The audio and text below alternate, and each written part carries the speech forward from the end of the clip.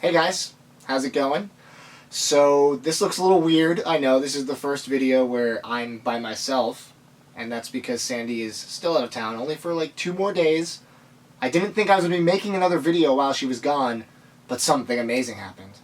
I'm sure you all know, Kendrick Lamar released a new album out of nowhere. What's awesome about this is that he just released an incredible album last year, and he decided, you know what, there's more material.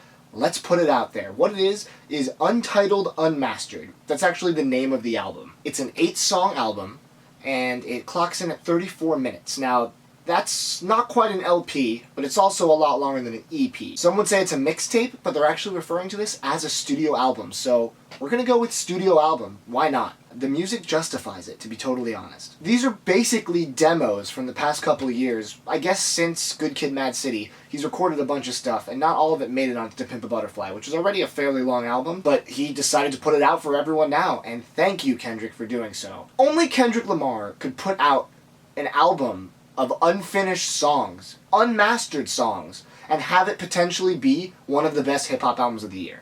Obviously, if you saw the video about The Life of Pablo, Kanye's album, you know I really liked it. A lot. And it's going to be impossible to beat that. For me, I believe this year. I hope it is, because that would be incredible. But this is not selling the same thing that Kanye's album was selling. What's interesting about both albums is that they both have religious undertones in the whole album. However, they don't feel exclusive or overbearing at all. It just was an interesting thing between the two albums, one of which is an almost overproduced masterpiece of just this grandiose sound, and the other one, Kendrick's album, is more of a lo-fi kind of, not quite finished, but finished enough that they're awesome. And I like this raw Kendrick that we got. Every track is just called Untitled 1 through 8, so there's no track names. Maybe people will give them track names as fans, who knows.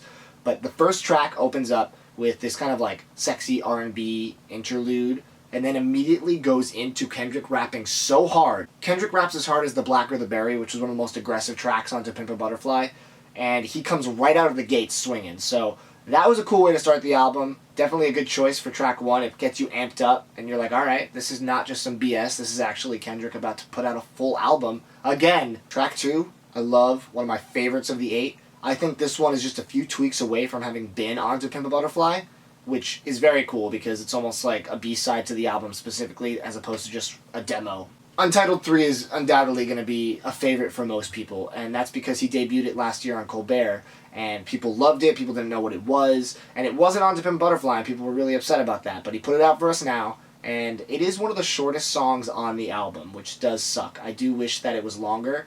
It clocks in just under 3 minutes. It could be 5 minutes, and I think I would have still loved it. That's okay, though.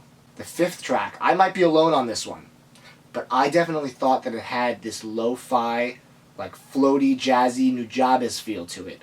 And if you don't know Nujabes, we do have a video about him. He was one of our Artists of the Month last year. He is this Japanese producer who does these amazing jazz-inspired instrumentals. I haven't heard a lot of music that gives me that vibe, so that was very cool, and I really like that one a lot personally. Untitled 7 is a massive track. It is an 8-minute track. I genuinely think this is one of my favorite Kendrick tracks, period.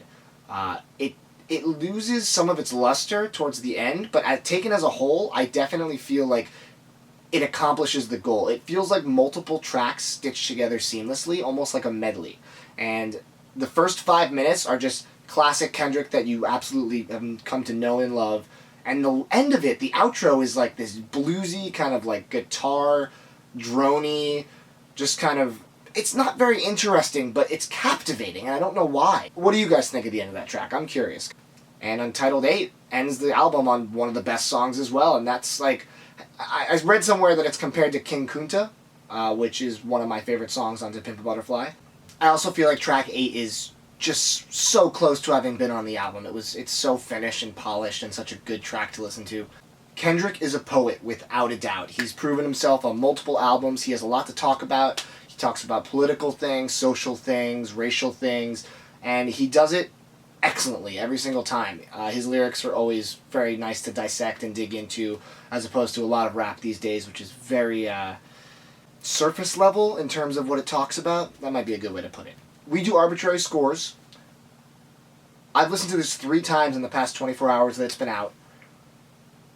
First time I heard it, I was like, okay, some moments are good, whatever. It's a little lo-fi, but it was in the background. I wasn't fully paying attention. I listened with headphones today. Completely different experience.